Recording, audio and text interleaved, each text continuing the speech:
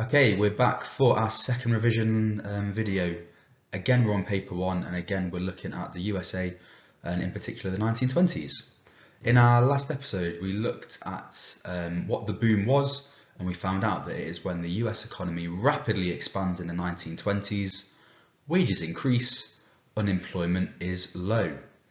In this video, we're going to have a look at who benefits from this boom and if any groups missed out. So, one group that benefits massively are the workers, and that's because their wages increase.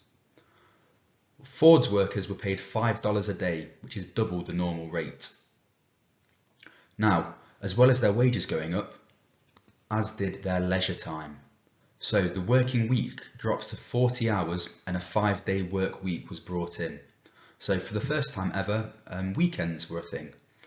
And this massively helps the US economy as people have more money and more time in which to spend that money. So we see that boom and that cycle of prosperity continue in there.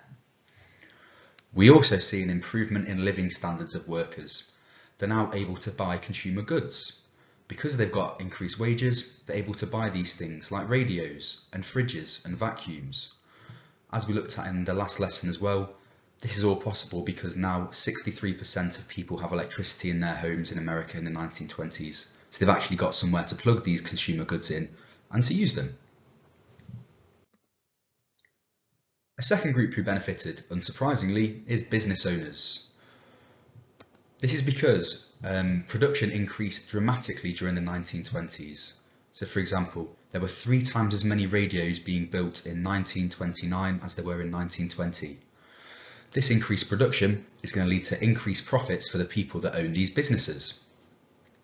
A great example of this is Henry Ford, who became a billionaire during the 1920s. Now, he sometimes used this influence negatively, so he had some racist and anti-Semitic views, and he was able to buy newspapers and spread these views. But nonetheless, it still shows that business owners benefited massively from the booming economy during the 1920s. Overall, the economy was exceptionally strong, and the US economy grew 4% per year during the 1920s because these business owners were profiting so much and employing so many people. Now we've looked at who benefited, let's have a look at who missed out. One group that missed out were farmers, and this is because overproduction and tariffs led to low prices, and consequently 600,000 farmers lost their farms by 1924. Now, overproduction just meant there were too many crops, and this meant that the price of each individual crop was lowered. As we looked at in our last video, tariffs are where you make foreign goods more expensive to buy. Now, America did this to other countries, and other countries retaliated and put tariffs on American crops. All of this negatively affected farmers. Traditional industries were also not included in the boom, and there was a decline in coal and the textiles industry. This is simply because they were replaced with other things. So coal was replaced by electricity, and textiles like cotton were replaced by man-made materials like rayon and polyester. Other groups that missed out were non-whites. So Native Americans and African Americans were not employed in the same numbers as white Americans due to racism and discrimination. Okay, fantastic. So that's another revision video. We've had a look now at who benefits and who missed out.